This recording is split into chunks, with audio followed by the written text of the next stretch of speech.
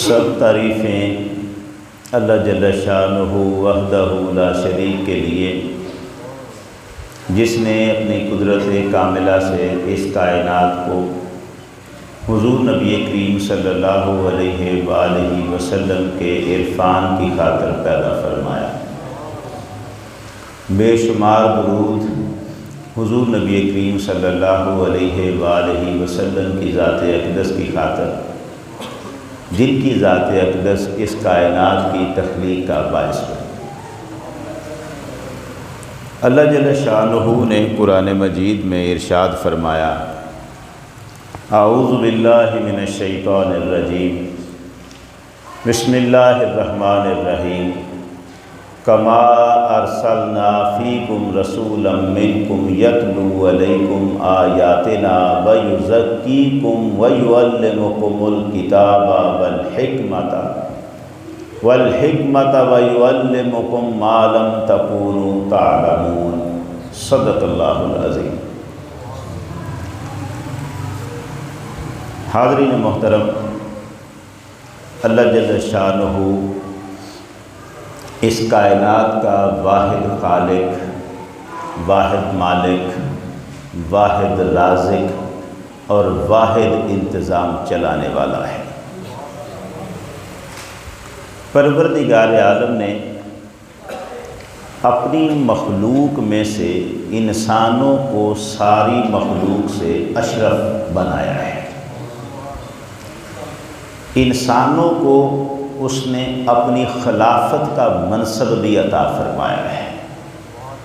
حضرت آدم علیہ السلام کے لیے اللہ نے یہی ارشاد فرمایا، انی جاعل فی الارض خلیفہ، میں زمین میں خلیفہ بنانے والا ہوں۔ جو انسان اللہ کا فرما بردار بن جاتا ہے وہ اس زمین پر اللہ کا خلیفہ کہلاتا ہے۔ اللہ نے اپنی ساری مخلوق میں سے سب سے افضل اس مخلوق یعنی انسان کی ہدایت کے لیے ہر زمانے میں اپنے نبی مبعوث فرمائے۔ اللہ کے سارے انبیاء انسانوں تک اللہ کی مرضی اور اللہ کا پیغام پہنچاتے رہے۔ ہر نبی اپنی امت کو بتاتا تھا کہ اللہ کن باتوں سے راضی ہوتا ہے اور کن باتوں سے ناراض ہوتا ہے۔ اس کے پیغام میں یہ بات شامل ہوتی تھی کہ اللہ کی فرما برداری ہی نجات کا ذریعہ ہے اور اس کی نافرمانی اس کے غضب کو دعوت دینے والی ہے۔ ہر نبی اپنی امت کا بڑا خیر خواہ ہوتا تھا۔ ہر نبی اپنی امت کی بھلائی چاہنے والا ہوتا تھا۔ لکھنے والے جو کچھ لکھتے ہیں اس سے یہ اندازہ ہوتا ہے کہ شاید ماں اپنے بچے سے اتنا پیار نہ کر سکے جتنا ایک نبی اپنی امت سے پیار کرتا ہے۔ ہر نبی اپنی امت کے لیے انتہا درجے کا فکر مند ہوتا تھا اور اسے اس بات کی فکر رہتی تھی کہ میری امت کسی طرح خدا کے غضب کا شکار نہ ہو جائے۔ اللہ کے انبیاء جانتے تھے کہ اللہ کا عذاب کتنا سخت ہے، وہ جانتے تھے کہ اس کی پکڑ کتنی سخت ہے۔ جو جانتے ہیں اللہ کے عذاب کو وہی ڈرتے ہیں اللہ سے۔ یہی تو قرآن کہتا ہے، انما یخشی اللہ من عبادہ العلماء، اللہ سے وہی ڈرتے ہیں جنہیں علم دیا گیا ہے، جو جانتے ہیں، جو علم والے ہیں۔ وہ کیا جانتے ہیں؟ جو اللہ کی پکڑ کو جانتے ہیں، اللہ کے عذاب کو جانتے ہیں، اللہ کے غضب کو جانتے ہیں۔ وہ اللہ سے ڈرتے بھی ہیں، اپنے لیے بھی اور اپنے ساتھ جڑے ہوئے دوسرے لوگوں کے لیے بھی۔ نبی ساری امت میں سب سے زیادہ اللہ کے عذاب اور اللہ کی رحمتوں کو جاننے والا ہوتا ہے۔ وہ جانتا ہے کہ اللہ کیسے کیسے عذاب کر سکتا ہے اور کیسے اس کی رحمتیں مل سکتی ہیں۔ ہر نبی امت کو بتاتا رہا، ہدایت دیتا رہا بچانے کے لیے، اللہ کے غضب سے بچانے کے لیے۔ ان کو بتاتا تھا کہ اب تمہارے سامنے یہ مرحلہ آنے والا ہے، اس کے لیے تیاری کر لو۔ پھر ایسا بھی ہوا کہ جب کوئی نبی اس دنیا سے جانے لگتا تو اس وقت اپنی امت کو آنے والے وقت کے حوالے سے کچھ ہدایتیں دے کے جاتا۔ میرا وقت پورا ہوا، میں جا رہا، لیکن اب میرے بعد اس قسم کے فتنے آنے والے ہیں، ان سے تمہیں نمٹنا ہوگا، اور ان سے نمٹنے کے لیے تمہارے پاس یہ ذریعہ ہوگا۔ نبی اپنی امتوں کو آنے والے فتنوں سے خبردار کر کے جایا کرتے تھے، یہ طریقہ تھا۔ انبیاء صرف زندگی میں اللہ کے عذاب سے بچنے کا ہی طریقہ نہیں بتاتے تھے، بلکہ اس دنیا سے پردہ فرمانے سے پہلے امت کو مستقبل میں کیا کیا فتنوں سے پالا پڑ سکتا ہے وہ یہ بتا کر جاتے تھے، اور ان کو یہ طریقہ بھی سمجھا کے جاتے تھے کہ آنے والے فتنوں میں انہوں نے کس طرح کا کردار اختیار کرنا ہے تاکہ وہ وہاں کامیاب ہو سکے اور نجات پا سکے۔ ہر نبی یہ کام کرتا رہا۔ ہر نبی جب اپنی امت کو آنے والے فتنوں سے ڈراتا رہا تو کیا محمد عربی نہ ڈرا کے جاتے ہیں صلی اللہ علیہ وآلہ وسلم؟ نبیوں کو تو پتا تھا، پچھلے نبیوں کو تو یہ علم تھا کہ ہم اگر جا بھی رہے ہیں تو ان قریب نیا نبی آنے والا، میں اگر جا رہا ہوں تو میرے بعد فلاں نبی آنے والا ہے، اگر کچھ فتنے آئیں گے بھی تو فلاں نبی سنبھال لے گا۔ پچھلے نبیوں کو تو یہ بھی تھا، لیکن سید عالم صلی اللہ علیہ وآلہ وسلم تو جانتے تھے کہ اب قیامت تک کوئی نبی آنے والا نہیں۔ اب ہر قسم کا جو فتنہ آخری زمانے تک بھی آنے والا ہوگا، حضور اپنی امت کو اس سے خبردار کر کے جانا چاہتے تھے، اور آپ نے خبردار فرمایا، امت کو بتایا۔ قرآن مجید کی یہ جو آیت میں نے آپ کے سامنے تلاوت کی ہے، ذرا اس آیت پہ آپ غور فرمائیں۔ اللہ جل شانہ فرماتے ہیں کما ارسلنا فیکم رسولا، جیسا کہ ہم نے تم میں بھیجا ایک رسول تم میں سے کہ تم پر ہماری آیتیں تلاوت فرماتا ہے اور تمہیں پاک کرتا ہے اور کتاب اور پختہ علم سکھاتا ہے اور وہ تعلیم فرماتا ہے جس کا تمہیں علم نہ تھا۔ یہ تو میں نے وہ ترجمہ پڑھا ہے جو قرآن مجید کی ان آیتوں کے نیچے ترجمہ لکھا ہوا ہے۔ اب میں ذرا آپ کو اس کے الفاظ اور کلمات کے مطابق تھوڑا سا، نبی اپنی امت کو 3 قسم کا علم، نبی کریم صلی اللہ علیہ وسلم اپنی امت کو 3 قسم کا علم دے کے گئے۔ آپ نے 3 قسم کا علم دینا تھا، یہ آیت بتا رہی ہے۔ وہ 3 قسم کا علم کیا تھا؟ یعلمکم الکتاب، پہلا یہ تھا کہ پیغمبر اکرم نے یہ کتاب اللہ کی امت کو سکھانی ہے، علم کی پہلی قسم۔ اب اس ایک کتاب کے اندر کائنات کا ہر علم چھپا ہوا ہے، یہ الگ سے بات موجود ہے، کائنات کا ہر علم اس کتاب کے اندر، مگر حضور نے امت کو جو 3 قسم کے علم سکھانے ہیں ان میں سے پہلا علم یہ ہے، اس کتاب کو سکھانا ہے حضور نے امت کو۔ یعلمکم الکتاب، میرا یہ نبی تمہیں کتاب سکھاتا ہے، مگر صرف کتاب نہیں سکھانی، والحکمہ، اور عقل اور دانائی کی ہر بات تمہیں سکھانی ہے، حکمت سکھانی ہے، دانشمندی سکھانی ہے، کائنات کے اندر کس عقل سے تم جی سکتے ہو، کس عقل سے تم شیطان سے لڑ سکتے ہو، کس عقل سے تم برائیوں پر قابو پا سکتے ہو، وہ عقل بھی تمہیں سکھانی ہے پیغمبر اکرم نے۔ حکمت کا علم بھی عطا کرنا ہے، مگر بات صرف حکمت تک نہیں رہے گی۔ تیسری قسم کا ایک اور علم ہے جو قرآن بیان کر رہا ہے، یعلمکم ما لم تکونوا تعلمون، میرا یہ نبی تمہیں سکھاتا ہے وہ کچھ جو تم جانتے نہ تھے۔ جب کتاب سکھا دی تھی تو وہ بھی تو ہم نہیں جانتے تھے، حکمت سکھا دی تھی تو وہ بھی تو ہم نہیں جانتے تھے، اس میں یہ بات خود سے آ گئی تھی کہ ہمیں وہی کچھ پیغمبر سکھا رہے ہیں جو ہم نہیں جانتے، مگر اللہ نے علم کی اس تیسری قسم کو الگ سے بیان کیا، کتاب بھی سکھائے، حکمت بھی سکھائے، اور وہ بھی سکھائے جو تم نہیں جانتے۔ یہ جو تم نہیں جانتے اس میں کیا ہے؟ اس میں وہ علم چھپا ہے جو نبی کے بعد قیامت تک آنے والے فتنوں کا علم موجود ہے اس کے اندر۔ قیامت تک جو فتنے پیدا ہوں گے، جو فسادات پیدا ہوں گے، ان فتنوں کا کیا طریقہ کار ہوگا اور ان سے بچنے کی نجات کی صورت کیا ہوگی، وہ بھی سکھاتے ہیں نبی کریم صلی اللہ علیہ وسلم۔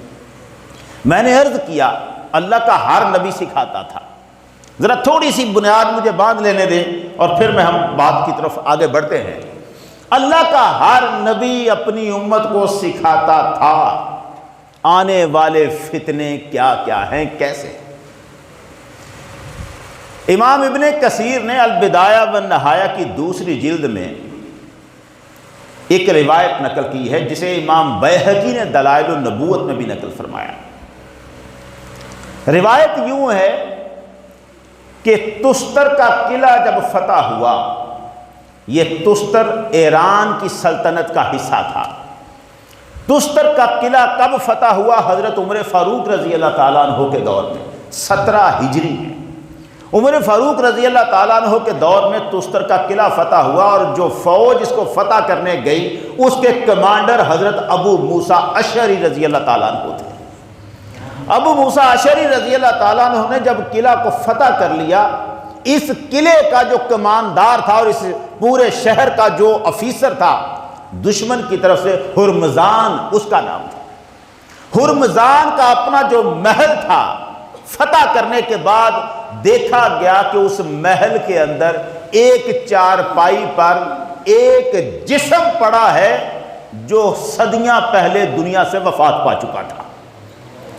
میں لفظ بڑے محتاط بول رہا ہوں، ذرا آپ نے تھوڑا سا اس پہ غور کرنا۔ ایک جسم آرام فرما ہے جو صدیاں پہلے دنیا سے جا چکا ہے، اس جسم کو قبر میں دفن نہیں کیا گیا ہوا۔ اب آپ کو بات سمجھ میں آ گئی ہے۔ میرے لیے مشکل ہے، میں نبیوں کے لیے مرنے کے لفظ بڑی احتیاط سے استعمال کرتا ہوں۔ اس چارپائی پر جو ہرمزان کے قلعے کے اندر چارپائی پڑی ہوئی ہے، اس چارپائی پر ایک نبی کا جسم ہے۔ اس نبی کا نام دانیال تھا، حضرت دانیال علیہ السلام۔ یہ نبی حضرت عیسیٰ علیہ السلام سے بھی 300 سال پہلے وفات پا چکے تھے۔ 300 سال قبل سے حضرت عیسیٰ علیہ السلام سے بھی 300 سال پہلے وفات پا چکے۔ اب حضرت عیسیٰ علیہ السلام دنیا میں تشریف لائے، یہاں سے آسمانوں پر زندہ اٹھا لیے گئے۔ آپ کے 650 سال بعد محمد عربی صلی اللہ علیہ وسلم دنیا میں تشریف لائے، اپنی زندگی گزاری، ظاہری حیات طیبہ گزاری، دنیا سے پردہ فرمایا۔ ابو بکر صدیق کی خلافت کا زمانہ گزرا، عمر فاروق کی خلافت کا زمانہ آیا۔ اس زمانے میں ایران فتح ہوا اور صدیوں سے وہ اس نبی کا جسم آج تک تستر کے قلعے میں بغیر دفن ہوئے پڑا ہوا تھا۔ قبر کے اندر نہیں، قلعے کے اندر، کمرے کے اندر، چارپائی پر، پلنگ پر نبی کا جسم رکھا ہوا ہے جسے دفن نہیں کیا گیا۔ اور کب دفن نہیں کیا گیا؟ تقریباً 800-900 سال حضور سے پہلے سے۔ اب سوال یہ ہے کہ کیوں دفن نہیں کیا گیا؟ کچھ باتیں نبیوں کی اللہ سے ہوتی ہیں، لوگوں کو تو بتائی نہیں جاتی۔ اس بات کا لوگوں کو کیا پتا تھا کہ حضرت موسیٰ علیہ السلام نے اسرائیل کے منہ پہ تھپڑ کیوں مارا ہے؟ لوگ تو صرف یہی سمجھتے رہے تھے کہ اسرائیل کے منہ پہ اس لیے تھپڑ مارا تھا کہ اس نے آ کے آپ کو اختیار نہیں دیا تھا کہ جناب جینا چاہتے ہیں کہ جانا چاہتے ہیں۔ بلکہ اس نے آ کے کہا چلیں جناب وقت پورا ہو گیا ہے، اور جناب موسیٰ علیہ السلام نے جوش میں آ کے اسے تھپڑ مارا۔ یہ وجہ نہیں تھی، تھپڑ مارنے کی وجہ یہ نہیں تھی۔ تھپڑ نہ مارتے تو پتہ کیسے چلتا کہ موسیٰ کے دل میں اس دن طلب کیا تھی، یہ واقعہ مشہور کیسے ہوتا۔ بتانا چاہتے تھے موسیٰ کہ میرا وقت تو آ گیا ہے، لیکن میں تمہیں بتانا چاہتا ہوں جب تک جیا ہوں محمد کے انتظار میں جیتا رہا ہوں۔ نعرہ تکبیر، نعرہ رسالت، شان عظمت مصطفیٰ، عظمت مصطفیٰ، نعرہ حیدری، حیدری۔ اور ابھی مصطفیٰ کا دیدار نہیں ہوا اور اسرائیل مجھے لینے آ گیا ہے۔ میں بتانا چاہتا ہوں کہ میں کیوں نہیں جانا چاہتا، تھپڑ کیوں مارا ہے۔ جب اسرائیل پلٹ کے آئے تھے اور آ کے کہا، اللہ نے آنکھ ٹھیک کر دی، آ کے کہا جناب اللہ فرماتا ہے اگر آپ جینا ہی چاہتے ہیں تو رکھیں بیل کے اوپر ہاتھ، جتنے بال آئیں گے ہاتھ کے نیچے ہم اتنی زندگی بڑھا دیں گے۔ تو کیا کہا تھا جناب موسیٰ علیہ السلام نے؟ فرمایا تھا اس کے بعد کیا ہوگا؟ اس نے کہا پھر جانا ہوگا۔ یہ بات کیا موسیٰ پہلے نہیں جانتے تھے؟ جانتے تھے کہ جانا ہے، مگر حضرت موسیٰ کچھ بتانا چاہتے تھے۔ بتانا یہ چاہتے تھے ارے مجھے مرنے کا ڈر نہیں، مگر میرا ایک کام رہتا ہے ابھی جو میں کر کے جانا چاہتا ہوں۔ تو پہلے آ گیا ہے، میرا کام باقی ہے، اب رک جا، مجھے اللہ سے کچھ مانگ لینے دے، جو زندگی میں نہیں مل سکا اب مانگ لینے دے۔ اور دعا کی، پروردگارہ یہ مجھے لینے تو آ گیا ہے، لیکن میری التجا یہ ہے مولا میری قبر یہاں نہ بنے جہاں میں مر رہا ہوں۔ پروردگارہ التجا یہ ہے کہ میری قبر وہاں بنے جہاں بیت المقدس صرف ایک کینکری پھینکنے کے فاصلے تک رہ جائے۔ میں اس راستے میں قبر بنوانا چاہتا ہوں جہاں محمد معراج پہ راستے میں آئیں گے۔ میری قبر وہاں بنا جہاں مصطفیٰ معراج کے سفر میں جس راستے سے گزرے، میں اس راستے میں قبر بنانا چاہتا ہوں۔ زندگی میں جس کی زیارت نہیں ہو سکی، جب وہ معراج پہ آئے گا تو میں قبر میں کھڑا ہو کے اسے سلام کر لوں گا۔ کون جانے کہ انبیاء کی اللہ سے جو باتیں ہیں ان کی حکمتیں کیا ہوتی۔ حضرت دانیال علیہ السلام نے صدیاں برداشت کی ہیں، انتظار کیا ہے، قبر میں دفن نہیں ہوئے۔ اب اس کا انتظام بھی تو کرنا تھا۔ ایک بات تھی جو دانیال علیہ السلام نے اللہ سے کر لی تھی، جس کی وجہ سے اب ان کی تدفین نہیں ہوئی، مگر لوگوں کے لیے کیا رکھا؟ لوگوں کے دل میں یہ بات ڈال دی یہ جو بندہ دانیال ہے اللہ کو بڑا ہی پیارا ہے، کوئی کام ہو تو اس کے وسیلے سے کروا لیا کرو۔ اب ہوتا یوں تھا کہ جب قحط پڑ جاتا تھا، ابن کثیر نے لکھا ہے، امام بہقی نے لکھا ہے، جب قحط پڑ جاتا تھا، بارش نہیں ہوتی تھی، تو وہ لوگ اس چارپائی کو اٹھا کے قلعے سے باہر لاتے تھے، آسمان کے نیچے رکھتے تھے اور کہتے تھے پروردگارا اس چارپائی کے اوپر جو مقدس جسم ہے اس کا چہرہ دیکھ کے ہمیں بارش عطا فرما دے۔ نعرہ تکبیر، نعرہ رسالت، شان انبیاء، ہمیں بارش عطا فرما۔ اور ابن کثیر لکھتے ہیں بارش ہوا کرتی تھی۔ اب جب بارش ہوتی تھی، ان کو بارش ملتی تھی، انہوں نے تدفین ہی نہیں کی، کہا ہمارا کام چل رہا ہے۔ ابو موسیٰ اشعری فتح کر کے جب قلعے کے اندر داخل ہوئے، پتہ لگا 800-900 سال سے یہ جسم مقدس یہاں پر وفات کے بعد پڑا ہے۔ آگے بڑھ کے بازو کو پکڑ کے دیکھا، تضرب عروقہ ووریدہ، ابھی تک نالیوں میں خون چل رہا تھا۔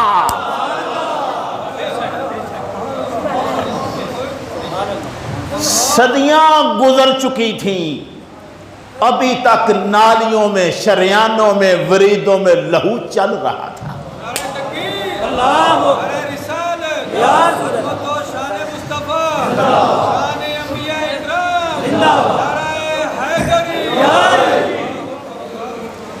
اب سوال یہ ہے اتنے عرصے سے دفن نہیں ہوئے، یہ ان لوگوں کی تو لالچ کی بات ہو گئی، لیکن اصل حکمت کیا تھی؟ اللہ اپنے نبی کو کیوں دفن نہیں ہونے دے رہا تھا؟ یہ وجہ کیا تھی؟ اس کی وجہ وہ تھی جو محمد عربی صلی اللہ علیہ وسلم نے بتائی۔ آپ نے فرمان جاری کیا ہوا تھا، فرمایا اِنَّ دَانِيَالَ دَعَا رَبَّهُ أَن تُدْفِنَهُ أُمَّةُ محمد۔ دعا کی تھی دانیال نے، مولا میں دنیا سے جب جاؤں تو یہ لوگ مجھے دفن نہ کریں، محمد کی امت آ کے مجھے دفن کرے۔ اب کوئی کیا جانے محمد کی امت کیا ہے، صلی اللہ علیہ وسلم، صلی اللہ علیہ وسلم۔ یار یہ بھی نہیں کہا کہ مولا آخری نبی آ کے مجھے دفن کر دے، حضور نے بھی تو آنا تھا، یا مجھے کوئی نبی ہی آ کے دفن کر دے، یہ نہیں، مجھے حضور کی امت دفن کرے۔ کیا ان کے دل کا شوق ہے، کیا خواہش ہے، اللہ جانے کہ جبریل سدرہ پہ کھڑے ہو کے حضور سے کہتے ہیں یا رسول اللہ جا رہے ہیں، مولا سے التجا کر دیں، جب قیامت کا دن ہو آپ کی امت پل صراط سے گزرنے لگے، مجھے اجازت دے میں پر بچھا دوں پل صراط کے اوپر، آپ کی امت میرے پروں پر قدم رکھ رکھ کے چلے۔ میں کہتا ہوں جبریل نے یہ نہیں کہا کہ حضور میں چاہتا ہوں پل صراط پر میں اپنے پر بچھاؤں اور آپ میرے پروں پر قدم رکھ رکھ کے چلے، یہ نہیں کہا۔ بات حضور کی نہیں ہو رہی، حضور کی امت کی بات ہو رہی ہے۔ دنیا بتانا چاہتی تھی، انبیاء بتانا چاہتے تھے، اور جس کی امت اتنی اونچی ہے وہ خود پیغمبر کتنا اونچا ہوگا۔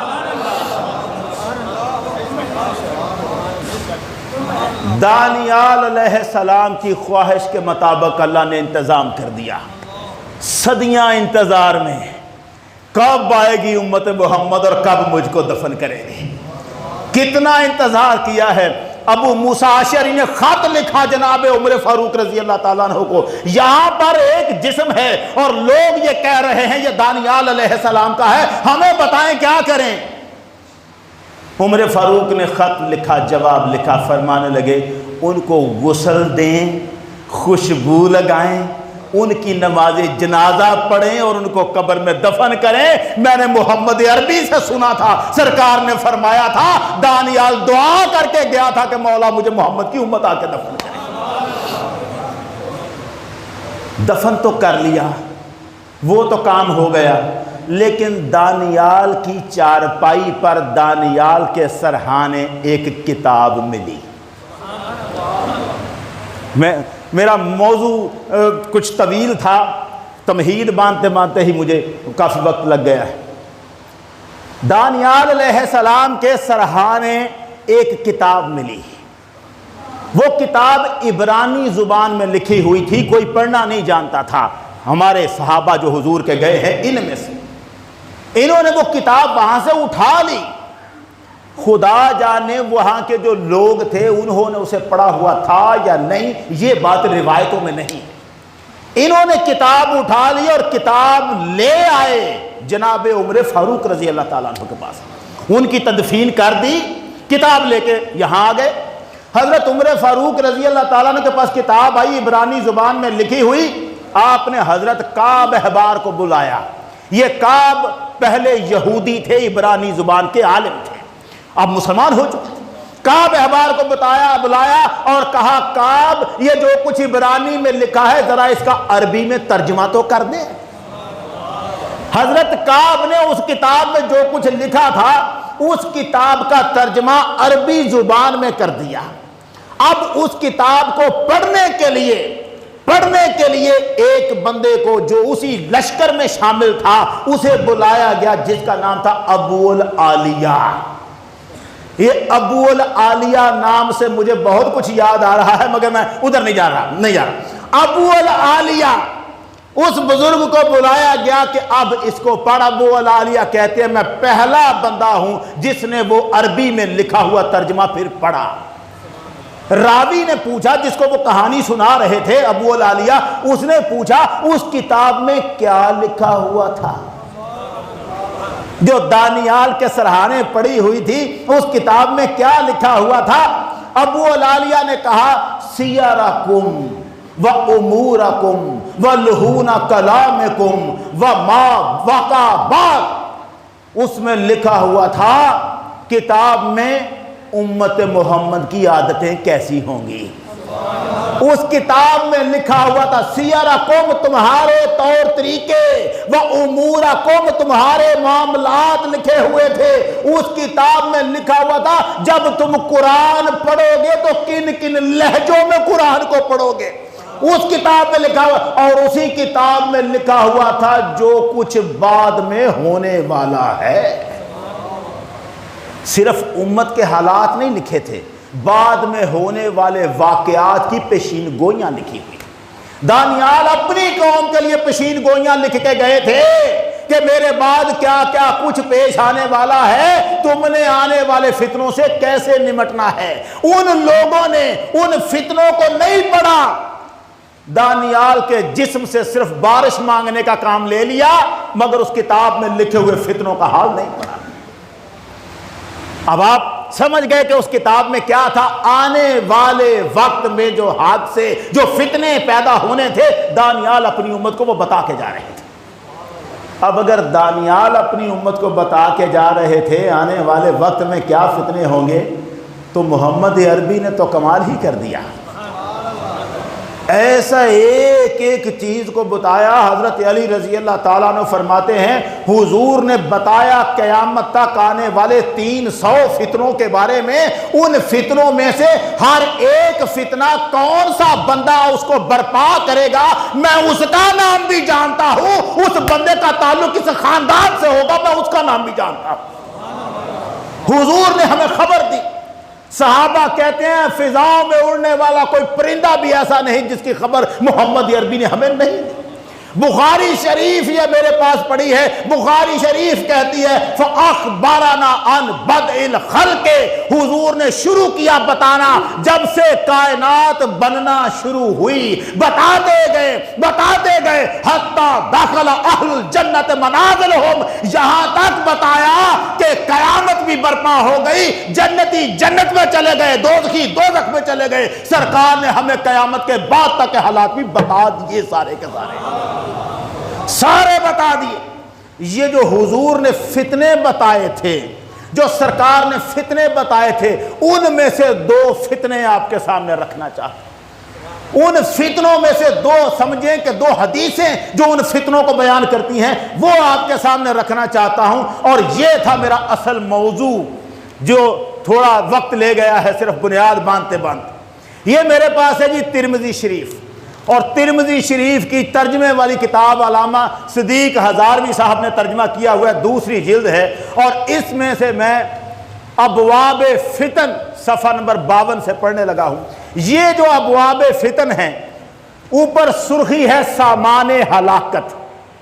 سید عالم صلی اللہ علیہ وسلم ارشاد فرماتے ہیں، حضرت علی بن نبی طالب کرم اللہ وجہہ الکریم سے مروی ہے، رسول اکرم صلی اللہ علیہ وسلم نے فرمایا جب میری امت 15 بری باتوں کو اپنائے گی تو وہ مصائب میں گر جائے گی۔ 15 ایسی بری باتیں ہیں جب امت میں پیدا ہو جائیں گی تو امت مصیبتوں کا شکار ہو جائے گی، پھر مصیبتیں نہیں رک سکتی، آ کے رہیں گی اس امت پر۔ کیا ہیں وہ 15 باتیں؟ پہلی بات عرض کیا گیا یا رسول اللہ وہ کیا ہے؟ آپ نے فرمایا جب مال غنیمت ذاتی دولت بن جائے گی، جنگ ہوئی، مال غنیمت ملا، مجاہدوں میں تقسیم نہیں کیا، بادشاہوں نے اپنے قبضے میں لے لیا، وہ مسلمانوں ہی کے بادشاہ ہیں مگر اپنے قبضے میں مال غنیمت لے لیا۔ پہلی برائی یہ ظاہر ہوگی، پہلی بات یہ ہے مال غنیمت اپنی ذاتی دولت بن جائے گی، امانت مال غنیمت شمار ہونے لگے گی۔ کوئی کسی کے پاس امانت رکھوا کے گیا، جس کے پاس رکھی گئی ہے اس نے کہا بس اب میری موجیں ہیں، جب آئے گا دیکھی جائے گی، میں اسے جیسے چاہوں استعمال کروں۔ اس میں خیانت کر ڈالی، اپنے ذاتی مقاصد کے لیے استعمال کر دیا اسے۔ آدمی اپنی بیوی کی بات مانے گا اور ماں کی نافرمانی کرے گا، ماں کی بات کو اہمیت نہیں ہے، یہ برا نہیں ہوتا بیوی کی بات ماننا، لیکن ایسا مسئلہ جہاں ماں اور بیوی مقابلے میں کھڑی ہے تو اب ماں کی بات کی نافرمانی کر دی جائے اور بیوی کو صرف راضی کیا جائے، یہ بڑا مشکل امتحان ہوتا ہے ایک بندے کے لیے۔ کہ کیسے توازن قائم کرنا ہے کہ بیوی سے معاملہ بھی نہ بگڑے اور ماں کی نافرمانی بھی نہ ہونے پائے۔ یہی امتحان ہے جس کے بارے میں بار بار قرآن کہتا ہے، دیکھ اپنے کندھے ماں باپ کے سامنے جھکائے رکھنا، اوف نہ کرنا۔ پتا تھا اللہ کو ایسے لمحے آنے ہیں جب اولاد نے تنگ آ جانا ہے اپنے ماں باپ کی باتوں سے اور اوف کرنے پر مجبور ہوں گے، مگر اللہ کہتا ہے تب بھی تم نے اوف نہیں کرنا، ماں کو بھی راضی رکھنا ہے۔ یہاں سرکار نے فرمایا جب بیوی کوئی کی بات اس طرح مانی جانے لگ پڑے کہ ماں کوئی نافرمانی ہو جائے، سمجھو یہ بھی ایک علامت ہے مصیبتوں کے آنے۔ پھر فرمایا دوستوں سے بلائی اور باپ سے برا سلوک کرے گا۔ یاروں کی محفل میں بیٹھا ہے، پیسہ لٹا رہا ہے، کباب کھا رہا ہے، لطف اٹھا رہا ہے، اور باپ اگر چند روپے مانگ رہا ہے تو چہرے پر ماتھے پر تیوریاں چڑھ رہی، میں اس لیے نہیں کماتا کہ تو اجارتا چلا جائے، خود یاروں کی کام میں لگا ہوا ہے، یار پر تو میری جان بھی قربان ہے، اور باپ پر اس کے لیے جھڑکیاں، یار پر جان قربان اور باپ بیچارہ ترس رہا ہے کیلے کی پھلی کو۔ وہ ریڑھیوں کے پاس کھڑا ہو کے دیکھتا ہے اگر میرے پاس پیسے ہوتے میں 2 کیلے ہی کھا لیتا یہاں سے، اور بیٹا ہوٹلوں میں جا کے اپنے دوستوں کو کھانے کھلا رہا ہے، سخی ہے۔ دوستوں سے بلائی اور باپ سے برا سلوک کرے گا۔ مساجد میں آوازیں بلند ہوں گی۔ مسجد میں بیٹھے ہیں، کسی بات پہ غصہ آ گیا، بھول جانا ہے کہ یہ مسجد ہے، خانہ خدا ہے، یہاں غصہ حرام، غصہ تو باہر بھی حرام ہے، مگر اس وقت جب غصہ آتا ہے تو پھر جو کچھ مسجد کے اندر ہوتا ہے ہماری ہر مسجد اس کی گواہ بن جاتی ہے۔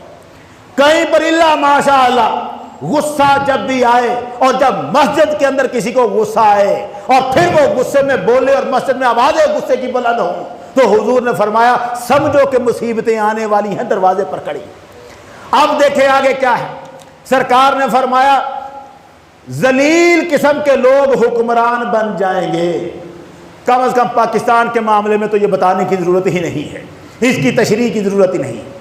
انسان کی شرارت کے خوف سے اس کی عزت کی جائے گی، اس ڈر سے لوگ سلام کریں گے، اس ڈر سے لوگ کسی کی عزت کریں گے اگر اس کی عزت نہ کی تو کہیں ہمیں نقصان ہی نہ پہنچا دے، کہیں ہمیں کوئی مروا ہی نہ دے گنڈوں سے یا سازشوں سے، کوئی شرارت ہی نہ کر دے، کوئی ہمارے خلاف پروپیگنڈا ہی نہ کر دے، ہمیں بدنام ہی نہ کروا دے، اس کی شرارتوں سے ڈر کر اس کی عزت کی جائے گی۔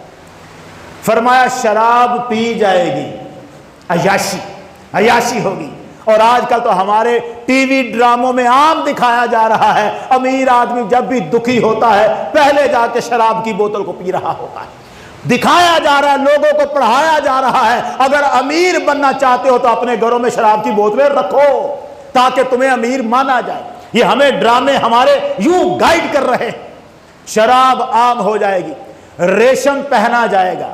ابھی یہ کام ہمارے ہاں عام طبقے میں تو نہیں آیا، صرف کاٹن اور بوسکی پہ گزارا ہے، اونچے جو پوش ایریوں میں رہنے والے لوگ ہیں وہاں پر یہ ہو رہا ہے، ریشم کے کپڑے پہنے جا رہے ہیں، گانے بجانے والی لڑکیاں اور گانے کا سامان گھروں میں رکھا جائے گا۔ امیروں کے گھروں میں ہے اور غریب بیچارے اپنے موبائل سے یہ کام چلا رہے ہیں۔ اب ہر گھر میں ہر جیب میں یہ پڑا ہے موبائل اور اس سے یہی کام ہو رہا لیا جا رہا ہے۔ بعد والے افراد امت کے پہلوں پر لان تان کریں گے۔ یہ 15ویں علامت ہے جو سرکار نے بتائی۔ امت کے آخری زمانے میں لوگ پیدا ہوں گے اور کہیں گے پہلے کیا تھے، ان کو تو دین کی سمجھ ہی نہیں تھی، وہ جو فلاں تھا وہ بھی گستاخ تھا، وہ بھی غلط تھا، داتا علی حجویری غلط تھا، معین الدین اجمیری غلط تھا، باب فلاں صحابی غلط تھا۔ صحابہ پر بھی بکواس کریں گے، اللہ کے اولیاء پر بھی بکواس کریں گے، علماء پر بھی بکواس کریں گے۔ حضور نے فرمایا پچھلے لوگ پہلوں پر آ کے لان تان کرتے رہیں گے، اور یہ لان تان کرنے والے اس زمانے میں تو ہمیں کم نظر نہیں آتے، بڑے بڑے ہیں، اور اب تو باقاعدہ چینلوں پر بیٹھ بیٹھ کر بکواسات کی جاتی ہیں۔ مجھے وہ جملہ بڑا خوبصورت لگتا ہے جو خادم حسین رضوی صاحب اللہ گری کے رحمت کرے کہتے تھے، دور دور کتیا ہر صحابانو پوکن لگ پہ۔ یہ کس کے لیے تھا؟ یہ کس کے لیے تھا؟ یہ جملے جو آج کا بندہ بیٹھ کے حضور کے صحابہ پر بھی بکواس کرتا ہے، سرکار نے فرمایا جب پچھلے لوگ آ کے پہلے پر تان کریں گے سمجھ لینا اب مصیبتیں آنے والی ہیں۔ حضور نے اس کے بعد فرمایا اس وقت لوگوں کو سرخ آندھی یا زمین میں دھنسنے یا چہروں کے مسخ ہونے کا انتظار کرنا چاہیے۔ جب یہ علامتیں پوری ہو جائیں تو سمجھ لینا اب کبھی بھی چہرے بدلے جا سکتے ہیں، اب کبھی بھی زمین پھٹ سکتی ہے، ہم اندر دھنس سکتے ہیں، اب کبھی بھی سرخ آندھیوں کا عذاب آ سکتا ہے۔ یہ فتنے بعد میں آنے والے کس شکل میں ہوں گے؟ ایک رنگ ذرا اسے بخاری شریف سے بھی دیکھ لیں۔ یہ آنے والے فتنے بخاری شریف سے، اور پھر میں عرض کرنے لگا ہوں کچھ اور۔ اللہ اکبر۔ سرکار دو عالم صلی اللہ علیہ وسلم نے ارشاد فرمایا، یہ بخاری شریف فضائل القرآن کے چیپٹر میں، اور یہ 3 جلد ہے ترجمے والی، علامہ وحید الزمان اہل حدیث عالم کا یہ ترجمہ ہے جو میں آپ کے سامنے پڑھنے لگا ہوں۔ حضرت علی رضی اللہ تعالیٰ عنہ نے کہا میں نے حضرت صلی اللہ علیہ وسلم سے سنا، آپ نے فرمایا اخیر زمانے میں کچھ نوجوان کم عمر کم عقل لوگ ایسے پیدا ہوں گے۔ لفظوں پہ غور رکھنا، ترجمہ اہل حدیث عالم کا ہے۔ اخیر زمانے میں کچھ نوجوان کم عمر کم عقل لوگ ایسے پیدا ہوں گے جو ایسا کلام پڑھیں گے جو ساری خلق کے کلاموں سے افضل ہے۔ کون سا ہے وہ کلام جو ساری خلق کے کلاموں سے افضل ہے؟ قرآن۔ لوگ نوجوان کم عمر کم عقل کون سا کلام پڑھ رہے ہیں؟ قرآن۔ ایسا کلام پڑھیں گے جو ساری خلق کے کلاموں سے افضل ہے، یعنی حدیث یا آیت پڑھیں گے، اس سے سند لائیں گے، بتائیں گے قرآن مجید کی فلاں آیت میں یہ لکھا ہوا ہے، حضور کی فلاں حدیث میں بخاری شریف نمبر یہ، مسلم شریف نمبر یہ، حدیثیں پڑھ پڑھ کے لوگوں کو سنائیں گے، آیتوں کے ذریعے حدیثوں کے ذریعے۔ سننے والے تو سوچیں گے نا قرآن پڑھا جا رہا ہے، حدیث پڑھی جا رہی ہے۔ سرکار دو عالم نے فرمایا وہ دین سے اس طرح باہر ہو جائیں گے جیسے تیر شکار کے جانور سے آر پار نکل جاتا ہے۔ شکار کو لگ کے آر پار نکل گیا، اس میں کچھ لگا نہیں رہتا، ایمان کا نور اس کے گلے سے نیچے نہیں اترنے کا، بس زبان پر اللہ اللہ ہوگا، یہ بریکٹ میں ترجمے والے نے لکھا ہے، اور دل میں کفر ہوگا۔ اس کا مطلب ہے ہر شخص جو آیات قرآنی پڑھ کے آپ کو درس دے رہا ہو، حدیث رسول سنا کے درس دے رہا ہو، ضروری نہیں ہے کہ وہ اندر سے مومن بھی ہو، ضروری نہیں ہے کہ وہ بندے کا پتر بھی ہو۔ اور اب میں وہ بتا رہا ہوں وہ جملہ جو مرزا محمد علی انجینئر کی زبان سے نکلا ہے۔ مرزا محمد علی انجینئر یہ جملہ کہتا ہے اپنے لیکچر میں، وہ کہتا ہے کہ مولوی اسحاق صاحب جو تھے میرے استاد بڑا جاندار فکرہ کہا کرتے تھے، فی البدیع جب بولتے تھے تو بڑا جاندار فکرہ ہوتا تھا۔ جاندار کا مطلب کیا ہے؟ اس میں بڑی جان ہوتی تھی۔ جملہ کیا ہے جس میں بڑی جان ہوتی تھی؟ وہ کہتے تھے جب توحید بیان کی جائے گی تو گستاخیاں تو ہوں گی، جب توحید بیان کی جائے گی تو گستاخیاں تو ہوں گی۔ بھائی توحید بیان کی جائے تو گستاخیاں کیوں ہوں گی؟ یہ کون سا طریقہ ہے؟ اگر ہم کہیں اللہ ایک ہے تو اس میں گستاخی والا کیا مسئلہ ہے؟ لیکن بتانا چاہتے ہیں نا کہ جب یہ توحید بیان کریں گے ہم تو نبیوں کے بارے میں اولیاء کے بارے میں سنی سوچیں گے گستاخی کر دی ہے اس نے۔ جب توحید بیان کرو گے تو ہم نہیں کہیں گے، جب توہین بیان کرو گے تب ہم کہیں گے، توحید پر نہیں توہین پر۔ اب کیا کہتے ہیں؟ مولوی اسحاق صاحب نے کہا اتنی بات ہو گئی، اب اس کا مطلب سمجھا رہے ہیں انجینئر محمد علی مرزا صاحب۔ کیا کہتے ہیں؟ وہ کہتے ہیں یعنی توحید کا تو مطلب ہی یہ ہے، توحید کا، اب اگلا جملہ آپ نے سننا ہے تو میرا مقصد پورا ہوگا، اگر آپ نے سن لیا تو توحید کا تو مطلب ہی یہ ہے۔ کیا مطلب ہے توحید کا؟ توحید کا تو مطلب ہی یہ ہے اللہ کے سوا، لفظوں پہ غور رہے، مجھے پتہ نہیں میری بات کو آپ کس معنی میں لے جائیں، اور یہاں بیٹھے ہوئے کچھ لوگ بات کو اندر تک نہ سمجھیں اور میری بات پہ اعتراض کریں، مگر میں سلیوٹ پیش کرنا چاہتا ہوں اس اہل حدیث عالم کو، علامہ ہشام الہی ظہیر، سلام کرتا ہوں، کھڑا ہو کے ڈٹ گیا ہے وہ بندہ، اور اس نے کہا مرزا تو بکواس کر رہا ہے، آ میرے ساتھ مقابلے میں نکل، مناظرہ کر یا مباہلہ کر، دلائل کے میدان میں آ یا عام میدان میں کھڑا ہو کر میں دعا کرتا ہوں تو بھی دعا کر، ہم میں سے جو جھوٹا ہے اللہ اس پر لعنت نازل کر دے۔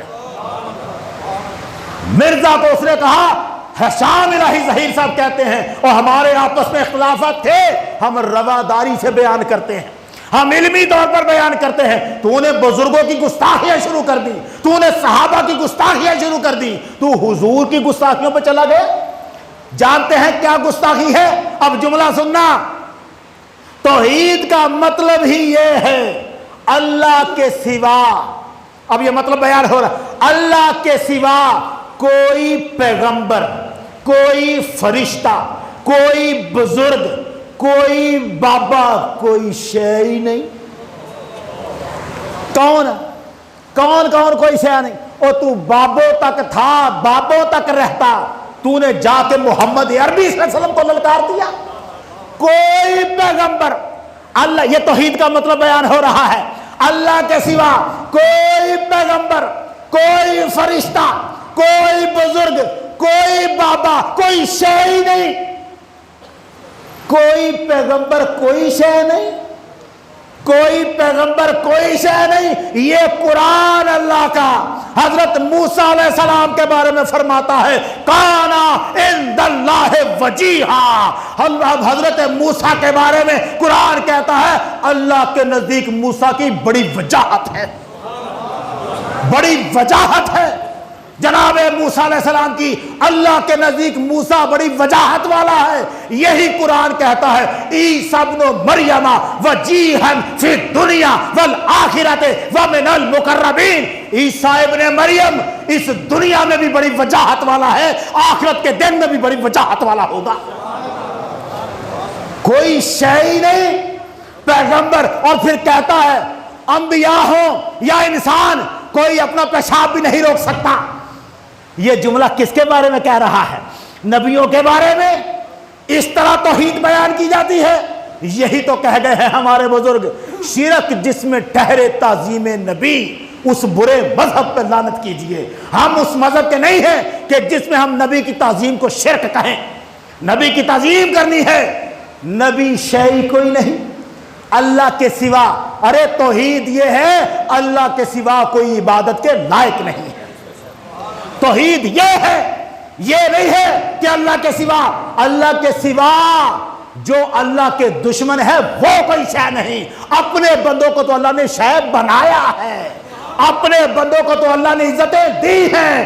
جس کی انگلی کے اشارے سے چاند ٹوٹا تھا وہ کوئی شے نہیں، جس کی انگلیاں ہلتی تھی چاند رقص کرتا تھا وہ کوئی شے نہیں، جس کی انگلی کے اشارے سے سورج پلٹ کے آ جائے وہ کوئی شے نہیں، جو انگلیاں رکھے اور اتنا پانی انگلیوں سے نکلے کہ 15,000 صحابہ پانی پی لیں وہ کوئی شے نہیں، جو انگلی سے اشارہ کرے اور بادل جھوم جھوم کے آ جائیں وہ کوئی شے نہیں، جو زمین پر کھڑا ہو کر آسمان کی طرف دیکھے تو جنت تک ہاتھ چلا جائے وہ کوئی شے نہیں، جو مدینے کی مسجد میں کھڑا ہو کے جنت کے انگوروں کے گچھوں کو پکڑ لے وہ کوئی شے نہیں۔ کوئی پیغمبر کوئی شے نہیں، کوئی پیغمبر کس کو کہہ رہا ہے؟ اس موسیٰ علیہ السلام کو کہہ رہا ہے جو اسرائیل کو بھی تھپڑ مار کے آنکھ نکال دے اور اللہ موسیٰ سے پوچھے بھی نہ کہ یہ کیوں کیا، وہ کوئی شے نہیں۔ اس دن کہا جا سکتا تھا موسیٰ یہ جرت کیسے کی ہے تم نے؟ نہیں کہا۔ وہ عیسیٰ جو کہتے تھے آؤ میرے پاس، انی اخلق لکم من الطین کہیئۃ الطیر فانفخ فیہ فیکون طیرا باذن اللہ، اور میں بناتا ہوں مٹی سے پرندہ، میں انی اخلق لکم، میں بناتا ہوں۔ کون؟ عیسیٰ اللہ کے نبی ہیں۔ اللہ کے دشمنوں کے بارے میں کیا قول ہے؟ قرآن اللہ کے دشمنوں کے بارے میں کہتا ہے. سورہ حج کی آیت نمبر 73 میں اللہ ارشاد فرماتا ہے جن لوگوں کو تم کافروں، جن لوگوں کو اللہ کے سوا پکارتے ہو، وہ جن کی عبادت کرتے ہو، ان الذین تدعون من دون اللہ، جن کو تم پکارتے ہو وہ کیا ہے؟ وہ تو لن یخلقوا ذبابا، وہ تو ایک مکھی بھی نہیں بنا سکتے. وہ کیا نہیں کر سکتے؟ کون؟ جن کی اللہ کے سوا تم عبادت کرتے ہو. یہ بات کن سے ہے؟ کافروں سے. کن کے بارے میں؟ ان کے خداؤں کے بارے میں جو اللہ کے دشمن ہے. وہ مکھی نہیں بنا سکتے. جو اللہ کا نبی ہے قرآن میں کہتا میں پرندہ بنا کے اڑاتا ہوں. نعرہ تکبیر، نعرہ رسالت، شان عظمت مصطفیٰ، عظمت مصطفیٰ، نعرہ حیدری، حیدری. انی اخلق لکم من الطین، میں مٹی سے پرندہ بناتا ہوں، کہیات طیر پرندے کی صورت بناتا ہوں. فانفخ فیہ، پھر قرآن کے لفظوں کو سنیں، میں پرندہ بناتا ہوں کیسے؟ مٹی سے. فانفخ فیہ، پھر میں اس میں پھونک مارتا ہوں. پھونک عیسیٰ مارے. یار پھونک دیکھو کہاں سے آ رہی. اس کا مطلب ہے جناب عیسیٰ کی پھونک زندگی عطا کر دیتی ہے. میں اس میں پھونک ماروں فَيَكُونُ طَيْرًا بِإِذْنِ اللَّهِ، اللہ کے حکم سے پرندہ بن کے اڑے گا. اڑے گا اس کا مطلب ہے نبی کے ساتھ اللہ کا حکم کھڑا ہوتا ہے.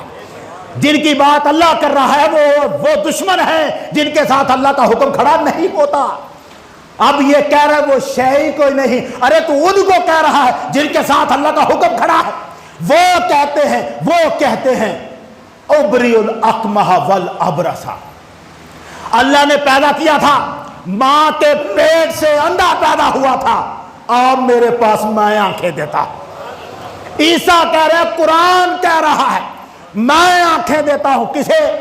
جسے اللہ نے آنکھ دے کے پیدا ہی نہیں کیا، جسے خدا نے آنکھ نہیں دی. عیسیٰ کہتے ہیں میں دیتا ہوں.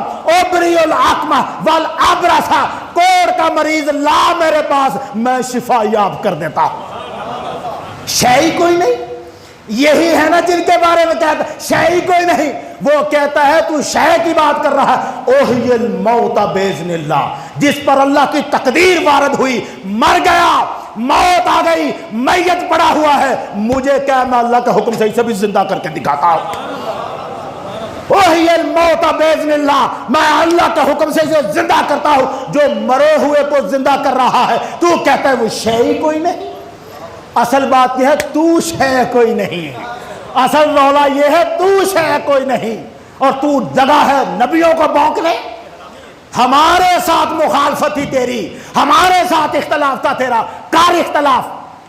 لا میدان میں آ. میرا تو یہ ذوق نہیں تھا. مجھے پتا ہے طبیعتیں اور طرح کی ہیں.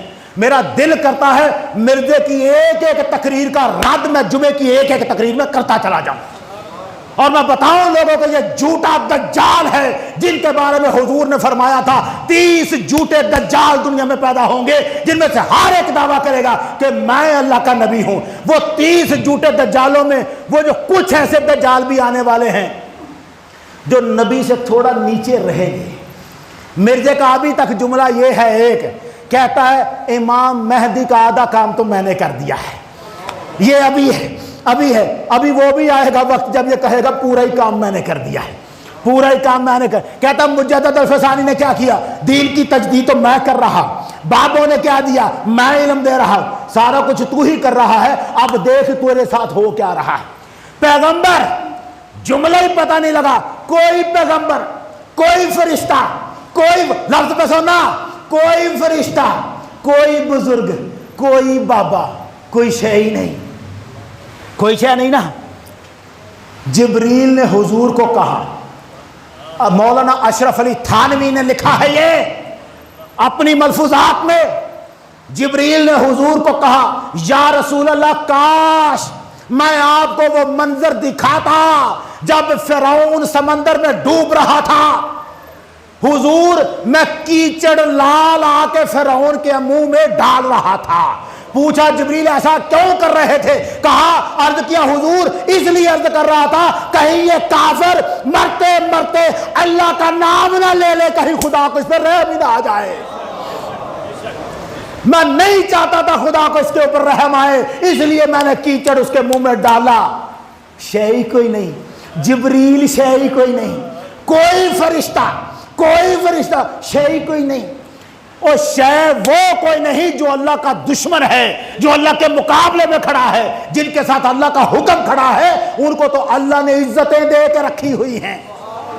وہ کوئی شے نہیں تھا تو جس کا چہرہ اٹھا تھا اور قرآن کی آیتیں آ گئی تھی، قد نرا تقلب وجهک فی السماء، مصطفیٰ تیرا چہرہ بار بار آسمانوں طرف اٹھنا ہم دیکھ رہے ہیں، ہم تمہیں پھیر دیں گے، فَلَنُوَلِّيَنَّكَ قِبْلَةً تَرْضَاهَا، تو جسے چاہتا ہے ہم اسی کو قبلہ بنا دیں گے، تو جسے چاہتا ہے، تو جسے چاہتا، ترضاہا قرآن کے اندر لفظ ہے، قیامت تک یہ لفظ مٹنے والے نہیں ہے، ترضاہا جسے تو چاہتا ہے، جسے تو چاہتا ہے وہ مصطفیٰ چاہے قبلہ بدل جائے، شے کوئی نہیں۔ تو کہہ رہا کوئی پیغمبر شے کوئی نہیں، اپنے جملے کو تو دیکھ، صرف سنیوں کی مخالفت میں کہاں تک ذلیل ہو رہا ہے، کس کو کہہ کوئی بزرگ کوئی بابا، میں ان کے گھر سے بلاتا ہوں، ان کے گھر سے بلاتا ہوں، لیکن مشکل یہ ہے نا، مجھے احساس ہے میں کیا کر سکتا ہوں، میں کھل جا میں تفسیر ابن کثیر آپ کے سامنے رکھتا ہوں، میں وقت نہیں ہے اس کو میں روکتا ہوں۔ ابن کثیر، تفسیر ابن کثیر سورہ قصص کی آیت نمبر 78 کے تحت جا کے دیکھیے، جس کے پاس ہے تفسیر ابن کثیر جا کے دیکھ لیں۔ تفسیر ابن کثیر سورۃ القصص آیت نمبر 78 کے تحت ابن کثیر تفسیر کر رہے ہیں، وہاں ایک جملہ آیا کہ لوگ کہتے ہیں قارون کے پاس کیمیا گری کا علم تھا۔ کیا کیمیا گری کیا ہوتی ہے؟ سونا بنانا، کسی دھات کو سونے میں بدل دے، یہ لوہا ہے قارون کے بعد لوگ کہتے ہیں، ابن کثیر نے لکھا لوگ کہتے ہیں وہ سونا بنا لیتا تھا، یہ لوہا ہے اسے سونا بنا لے، اس لیے بڑا امیر تھا کہ وہ سونا بنا لیتا تھا۔ ابن کثیر کہتے ہیں نا سونا بنانا بالکل نہیں مان سکتے، کیوں؟ وہ کہتا ہے اس لیے قلب الاعیان لا یقدر علیہا احد الا اللہ، سوائے اللہ کے چیزوں کی حیت کوئی تبدیل نہیں کر سکتا، لکڑی رہے گی، صرف اللہ اسے بدل سکتا ہے، کوئی دوسرا۔ بھائی توجہ رہنا، آخری 2-4 منٹ ہے، مجھے آپ سے زیادہ جلدی ہے آج، مگر میں رکا ہوا ہوں اس بات پہ، 2 منٹ۔ کوئی نہیں بدل سکتا، لوہا رہے گا، اللہ چاہے تو بدل سکتا ہے، مگر کوئی اور اسے، کون کہتا ہے؟ ابن کثیر لکھتا ہے لا یقدر علیہا احد الا اللہ عز وجل، سوائے اللہ کے کوئی اس کی طاقت۔ اسی آیت کی تفسیر کرتے کرتے اگلے صفحے میں گئے، کیا لکھا؟ کہنے لگے الا یدی اولیاء بقلب بعض الاعیان، اگر اللہ کے ولیوں کے ہاتھوں پر چیزیں بدل جائیں، اگر اللہ کے ولیوں کے ہاتھوں پر چیزیں بدل جائیں، فہذا امر لا ينکر مسلم ولا يرده مومن، تو اس بات کا انکار نہ کوئی مسلمان کر سکتا ہے نہ کوئی مومن کر سکتا ہے۔ کہا کوئی نہیں بدل سکتا اللہ کے سوا، مگر اگر اللہ کے ولیوں کے ہاتھوں پر بدل جائیں۔ کون کہہ رہا ہے؟ ابن کثیر، وہ کہتا ہے پھر اس کا انکار کوئی نہیں کر، کیوں؟ انما هذه من مشیت رب السماوات والارض، اس کی وجہ یہ ہے کہ ان کے ہاتھوں پر اگر چیزیں بدل رہی ہیں تو اس کے پیچھے رب کی منشا کھڑی ہے۔ اس کے پیچھے کیا کھڑی ہے؟ رب کی منشا۔ نہیں بات مجھے یار اللہ معاف کر دے، اب 1-2 منٹ دے دے، 1-2 آخری بات کر لے رہا ہوں، مجھے وقت کا پورا احساس ہے لیکن میں مجبور ہوں یہاں پر۔ اتنی بات لکھ کر ابن کثیر نے لکھا مصر کے ایک بابے کی کہانی۔ یہ کس نے لکھی؟ ابن کثیر نے تفسیر ابن کثیر ہر دیوبندی پڑھتا ہے، ہر اہل حدیث پڑھتا ہے، سنیوں کے ہاں بھی معتبر ہے، ابن تیمیہ کا شاگرد ہے ابن کثیر۔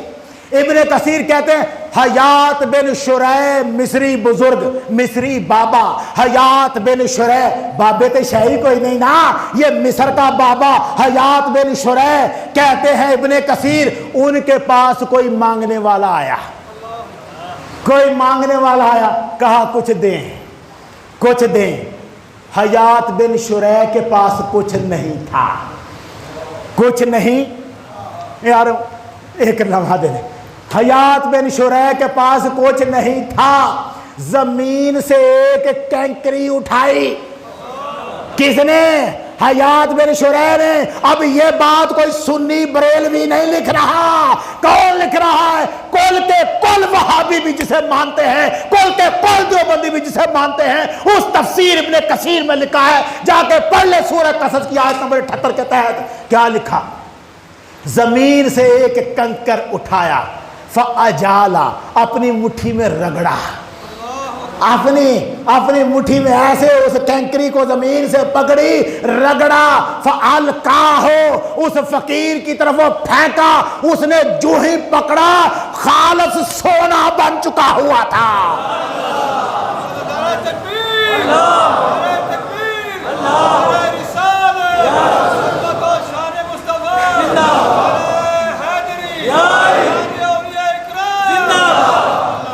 خالص سونا بن چکا ہوا تھا۔ ابن کثیر کہتے ہیں اللہ کے اولیاء کے ہاتھ پر اگر لکڑی سونا بن جائے تو بن سکتی ہے، اگر لوہا سونا بننا چاہے تو بن سکتا ہے، کیونکہ ان کے پیچھے اللہ کی منشا کھڑی ہے۔ یہ اس لیے شے ہیں کہ ان کے پیچھے رب کا حکم کھڑا ہے، اور جن کے بارے میں کہنا چاہیے کہ وہ کوئی شے نہیں، وہ ہیں جو اللہ کے دشمن ہیں، جو اللہ کے مقابلے میں کھڑے ہیں۔ اگر کوئی علم کا جاننے والا بندہ ہے تو اللہ کی قسم قرآن اور حدیث کو اگر خلوص نیت سے پڑھے پھر نہیں مار کھاتا، مگر مصیبت یہ ہے جب فتنہ بننا ہو تو بن جاتا ہے۔ فیصل آباد میں ایک لعنتی عورت نبوت کا دعویٰ کر گئی اور کہتی ہے اللہ میرے ساتھ محرم بن کے گیا اور میں نے حج کیا، میں رسول ہوں اور پیغمبر ہوں، اللہ مجھ سے خوابوں میں مل کے باتیں کرتا ہے۔ لعنتی عورت وہاں پیدا ہو گئی، ملتان میں الگ پیدا ہو گیا فتنہ۔ نبوت کا دعویٰ ایک مرد کر رہا ہے، ہر ایک کو بس محمد بننے کا شوق چڑھ گیا ہے۔ محمد عربی کے بعد جو یہ کہے گا کہ میں نبی ہوں وہ تو دور رہا، کوئی مان بھی لے کہ یار ہو سکتا ہے، وہ بھی بدترین لعنتی کافر ہے جو کسی کو نبی مانے گا بھی حضور کے بعد۔ سرکار دو عالم آخری نبی ہیں، آپ کے بعد کوئی ملعون نبوت کا دعویٰ کرے، سرکار نے فرمایا تھا میرے بعد آئیں گے 30 جھوٹے دجال جو نبوت کے دعوے دار ہوں گے۔ ایک شہر میں قرآن کو جلایا گیا ان دنوں میں، ٹھٹا کی مسجد میں فلم کی شوٹنگ کر دی گئی، مسجدوں کے اندر، مسجد بہت اچھی ہے، خوبصورت ہے، سجی ہوئی ہے، فلم کی شوٹنگ یہاں کر دی جائے۔ مر نہیں گئے وہاں کے نمازی جو شوٹنگ کروا رہے تھے؟ کون نمازیں پڑھ رہا تھا وہاں؟ یہی اقبال رونا روتا رہا، قوم کیا ہے، اس کی حقیقت کیا ہے، قوم کیا، اس کو کیا جانے بیچارے دو رکعت کے امام۔ ان اماموں کی بات کر رہا تھا جو اپنی مسجد میں روک نہیں سکے فلم کی شوٹنگ کو ہونے سے۔ یہ فتنے پیدا ہو رہے ہیں، یہ فتنے اس لیے پیدا ہو رہے ہیں کہ سنیوں کا سارا زور لگ گیا ہے بددیانتی سے پیسے کمانے پر، کنک میں مٹی ڈال کے وزن پورا کرنے پر، جلی ہوئی کنک میں گندم میں دوسری ملا کے دھوکہ دینے پر، میڈیکل سٹوروں میں دوائیوں میں ملاوٹ کرنے پر، کریانہ سٹوروں میں گوداموں میں ذخیرہ اندوزی کرنے پر۔ سنی بیچارہ تو ان کاموں سے فرصت نہیں پاتا، وہ اپنے بچے کو کاروبار کے سوا کچھ اور سکھائے کیوں؟ وہ دوسرے دیکھو جو بچپن سے لے کے لگتے ہیں سکھانے، جب بھی نام آئے ابو بکر کا گالی نکالا کر، وہ اپنا دین سکھا گئے اور ہم رہ گئے روٹی کے بھوکے، ہمارے پاس بھوک کے سوا کچھ نہ رہا۔ خدا را کچھ تو اٹھیں، کچھ تو ایسا کریں، اپنے بچوں کو کچھ میں نہیں کہتا کسی کو مولوی بنائے، اللہ کی پناہ ایسے مولویوں سے جن کے ہوتے ہوئے مسجدوں میں فلموں کی شوٹنگ ہو جائے، اللہ کی پناہ ایسے مولویوں سے میں نہیں کہتا، میں کہتا ہوں بچے کو بنائیں، ڈاکٹر بھی بنائیں، انجینئر بھی بنائیں، مگر انہیں محمد کا نوکر بھی بنائیں صلی اللہ علیہ وسلم، انہیں دین کا کچھ سکھائیں، انہیں تابع فرمان بھی بنائیں، اور ان سے اور کچھ نہیں، ان سے کوئی نعت ہی انہیں سکھائے، اسے بتائے کہ حضور کا ادب کیا ہے، حضور کا دین کیا ہے۔ اللہ تعالیٰ ہمیں حضور سید عالم صلی اللہ علیہ وسلم کا دین سیکھنے کی توفیق عطا فرمائے، اس کے مطابق عمل کرنے کی توفیق عطا فرمائے۔ وآخر دعوانا الحمدللہ رب العالمین۔